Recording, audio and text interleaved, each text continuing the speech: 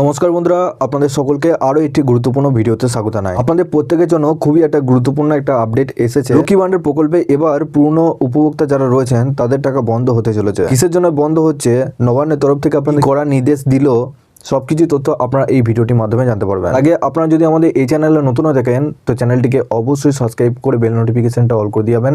আমরা যখনই নতুন কিছু আপডেট দেবো আপনারা ওই নোটিফিকেশন বেলের মাধ্যমে সমস্ত আপডেট পেয়ে যাবেন। নিচে ডেসক্রিপশনে আমাদের হোয়াটসঅ্যাপ গ্রুপ এবং টেলিগ্রাম গ্রুপটিকে অবশ্যই জয়েন করে রাখুন। ওখান থেকে আপনারা প্রত্যেক দিন সমস্ত রকম ভিডিও আপডেট পেয়ে যাবেন। দেখুন, এখানে আপনাদের বলা হয়েছে 1 জানুয়ারি থেকে লাগু হচ্ছে নতুন নিয়ম। বাতিল হলো পূর্ণ লক্ষ্মী ভান্ডার অ্যাকাউন্ট। দেখে নিন কারা পাবেন আর কারা পাবেন না। 2025 সালে 1 জানুয়ারি থেকে নতুন নিয়ম মেনে দেয়া হবে আপনাদের এই ভাতা। প্রকাশ্য খবর এমনটাই উঠে আসছে। মুখ্যমন্ত্রী মমতা বন্দ্যোপাধ্যায় ক্ষমতায় আসার পর থেকে একের পর এক ভাতা চালু করেছেন। ছাত্রছাত্রী থেকে বৃদ্ধ সকলের জন্য এনেছেন এই ভাতা। সকলের সুবিধার্থে প্রতি মাসে 1000 টাকা থেকে 1500 টাকা করে দিয়ে থাকেন।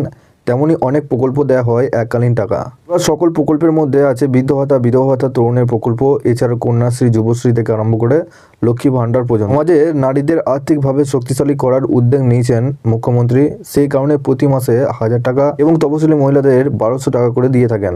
ডিসেম্বর থেকে আরও 5,07,000 মহিলাকে দেওয়া হচ্ছে ভাতা। এবার বাতিল হলো পূর্ণ কিছু আপনাদের লক্ষ্মী ভান্ডার প্রকল্পের অ্যাকাউন্ট।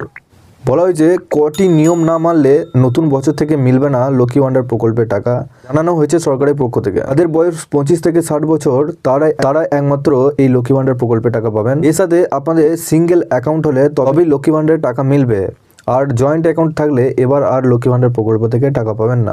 আপনাদের আধার কার্ডের সঙ্গে ব্যাংকে অ্যাকাউন্টে লিঙ্ক করা না থাকলে পাবেন না লক্ষ্মী ভান্ডার প্রকল্পের টাকা। তাতে আপনাদের বলা হয়েছে চাকরি করলে কিংবা অন্য কোনো সরকারি সুবিধা যারা পান তাদের লক্ষ্মী ভান্ডার বন্ধ করে দেওয়া হবে নতুন বছর থেকে। জানুয়ারি মাস থেকে আপনাদের সেই সমস্ত মহিলাদের অ্যাকাউন্ট বন্ধ হতে চলেছে। তপশিলি উপজাতির মহিলাদের সার্টিফিকেট জমা দিতে হবে, তা না হলে মিলবে না লক্ষ্মী ভান্ডার প্রকল্পের টাকা। আপনাদের মধ্যে অনেকে ভুয়ো সার্টিফিকেট ব্যবহার করছেন, সেই সমস্ত আপনাদের উপভোক্তাদের খতিয়ে দেখা হচ্ছে, সেই সমস্ত মহিলাদের অ্যাকাউন্টে আর টাকা পাবেন না। এর সাথে বর্তমানে পূর্ণ লক্ষ্মী ভান্ডারে অ্যাকাউন্ট পর্যবেক্ষণ করে দেখা হচ্ছে যারা সরকারি সকল নিয়ম মানছেন না তাদের ভাতা বন্ধ হতে পারে বলে খবর সূত্রে জানা যাচ্ছে। তো আপনারা বুঝতে পারছেন 1 জানুয়ারি থেকে আপনাদের এই সমস্ত নিয়মগুলো আপনাদের নবান্নের তরফ থেকে এই গুরুত্বপূর্ণ আপডেট। নবান্নের তরফ থেকে কড়া নির্দেশ দিয়েছে এই সমস্ত উপভোক্তাদের যারা নিজেদের ব্যাংকে অ্যাকাউন্ট এছাড়াও আপনাদের কাস্ট সার্টিফিকেট জালিয়াতি করছেন, সেই সমস্ত উপভোক্তাদের অ্যাকাউন্টে